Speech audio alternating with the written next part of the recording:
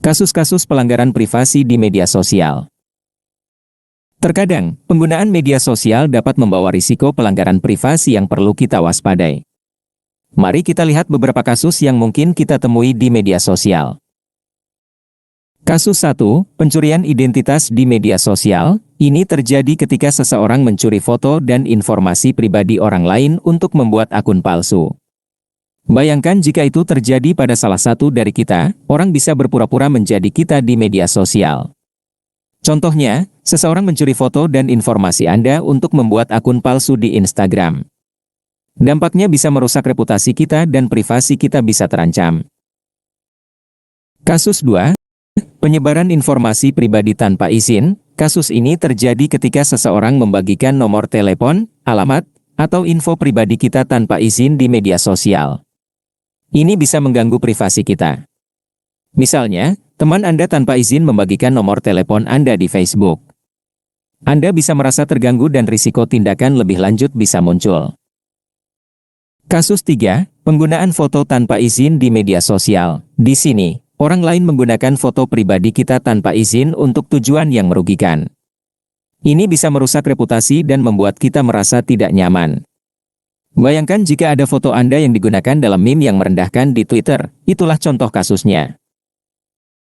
Kasus 4, penyadapan pesan pribadi di media sosial. Ini adalah ketika seseorang mencoba atau berhasil menyadap pesan pribadi kita di media sosial. Bayangkan jika percakapan kita yang seharusnya pribadi ternyata bisa dibaca oleh orang lain. Contohnya, seseorang meretas akun Facebook teman mereka dan membaca pesan-pesan pribadi. Ini bisa merusak hubungan dan privasi kita. Kasus 5, kebocoran data oleh platform media sosial. Kasus ini terkait dengan perusahaan media sosial yang mungkin mengalami kebocoran data pengguna. Data pribadi kita bisa disalahgunakan oleh pihak ketiga. Salah satu contohnya adalah ketika data pengguna Facebook disalahgunakan oleh perusahaan bernama Cambridge Analytica untuk tujuan politik. Jadi, sangat penting untuk kita semua menjaga privasi kita di media sosial. Dengan berhati-hati dan bijaksana dalam berinteraksi online, kita dapat melindungi diri kita dari potensi pelanggaran privasi ini. Tips praktis untuk menjaga privasi dan keamanan di media sosial. Sebagai siswa SMP, sangat penting untuk kita memahami betapa vitalnya menjaga privasi dan keamanan saat menggunakan media sosial. Mari kita patuhi beberapa anjuran berikut agar dapat melindungi diri kita dengan baik. 1. Atur privasi profil dengan cermat. Pastikan hanya teman atau orang yang kita kenal yang dapat melihat informasi pribadi kita di profil media sosial. Jangan biarkan semua orang memiliki akses ke data kita. 2. Gunakan kata sandi yang kuat. Gunakan kata sandi yang kuat yang terdiri dari huruf besar, huruf kecil, angka, dan simbol. Jangan berbagi kata sandi dengan siapapun, bahkan teman dekat. 3. Hindari berbagi terlalu banyak informasi pribadi. Jangan pernah berbagi nomor telepon, alamat rumah, atau detail pribadi lainnya di media sosial. Juga, hindari memposting info seperti tempat dan waktu keberadaan kita. 4. Waspadai permintaan pertemanan. Hanya terima permintaan pertemanan dari orang-orang yang kita kenal dalam kehidupan nyata. Jangan tergoda menerima permintaan dari orang asing atau akun palsu. 5. Berbicara dengan bijaksana di dunia maya. Hindari melakukan perundungan, berkata kasar, atau menyebarkan informasi merugikan tentang orang lain di media sosial. Ingatlah bahwa kata-kata kita memiliki dampak nyata pada orang lain. 6. Beritahu orang tua atau wali kita. Selalu berbicara dengan orang tua atau wali kita tentang aktivitas kita di media sosial. Mereka dapat memberikan bimbingan dan dukungan jika kita menghadapi situasi yang tidak aman. 7. Jangan pernah bagikan kata sandi. Jangan pernah berikan kata sandi akun media sosial kita kepada siapapun, bahkan teman dekat. 8. Laporkan konten yang tidak pantas. Jika kita menemukan konten yang tidak pantas atau merasa tidak nyaman dengan sesuatu di media sosial, segera laporkan atau blokir akun tersebut. 9. Jangan tergoda dengan tawaran aneh. Hindari tawaran atau promosi yang terlalu menggiurkan. Mereka bisa saja trik untuk mencuri informasi pribadi kita. 10. Pahami konsekuensi tindakan online. Ingat bahwa apa yang kita bagikan atau posting di media sosial dapat memiliki konsekuensi nyata.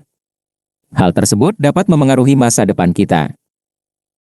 11. Waspadai risiko penyadapan pesan. Hindari berbicara atau berbagi informasi sangat pribadi melalui pesan pribadi di media sosial, karena risiko penyadapan. 12. Kelola waktu penggunaan dengan baik.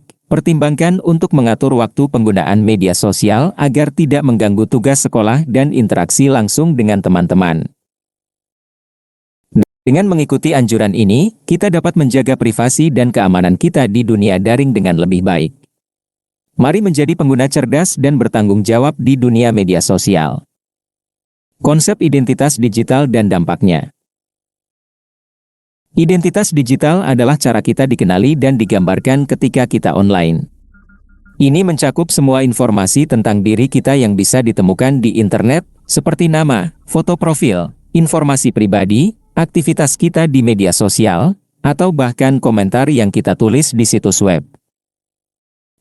Dampak identitas digital sangat penting.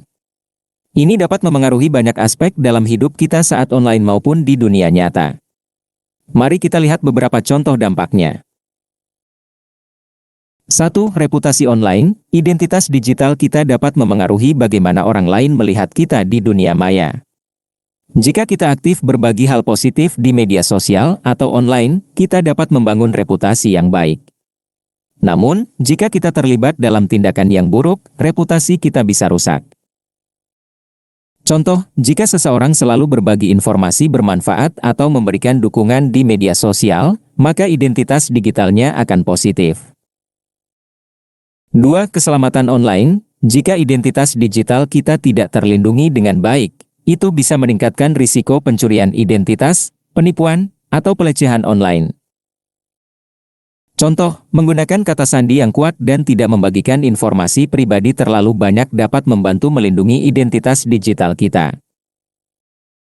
3. Interaksi sosial. Cara kita berbicara, berinteraksi, atau merespons orang lain secara online memiliki dampak pada hubungan sosial kita.